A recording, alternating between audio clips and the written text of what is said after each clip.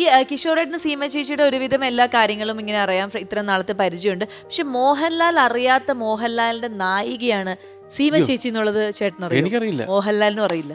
അതാണ് അതിന്റെ ഹൈലൈറ്റ്. അറിയില്ലായിരിക്കാം. അതായത് നമ്മുടെ ലാലേട്ടന്റെ നായികയാണ് ഈ സീമ ചേച്ചി. ലാലേട്ടൻ അറിയില്ല. നായിക എന്നൊന്നും പറയില്ല ആൾക്കാര്. എന്തൊക്കെയോ ചിലപ്പോ ഇത് ഏത് പടവാന്നൊക്കെ ചിന്തിച്ചു പോകും. ഇപ്പൊ തന്നെ ആളുകൾ ആൾക്കാരല്ല, ഞാനും ചിന്തിച്ചു ഏത് പടം ആദാമിന്റെ വാരിയലായിട്ടാണ് അഭിനയിച്ചെന്ന് പറഞ്ഞു. അങ്ങനൊന്നും അല്ല കേട്ടോ, അങ്ങനെ കളിയാക്കുമെന്ന്. അടുത്തടുത്ത്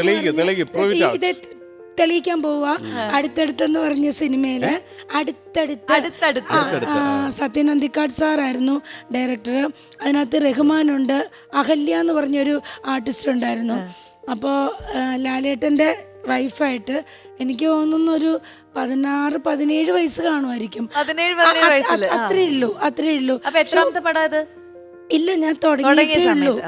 അപ്പം ഒരു കുഞ്ഞിന്റെ ഒരു കുഞ്ഞിന്റെ ആണോ 2 കുഞ്ഞിന്റെ എന്തോ ഒരു ആണെന്ന് തോന്നുന്നു. കുഞ്ഞിന്റെ അമ്മയായിട്ട് ഇപ്പൊ അഹല്യക്ക് ലാലേട്ടനെ ഭയങ്കര ഇഷ്ടമാണ്. പുള്ളിക്കാരി പ്രണയിക്കുന്നുണ്ട്. അപ്പോൾ പുള്ളിക്കാരി ലാലേട്ടനെ കാണാൻ വരുമ്പം ബെല്ലടിക്കുമ്പോൾ ഡോർ ഓപ്പൺ ചെയ്യുന്നത് ഞാനാണ് പുള്ളിയുടെ ഭാര്യ ചെയ്തു.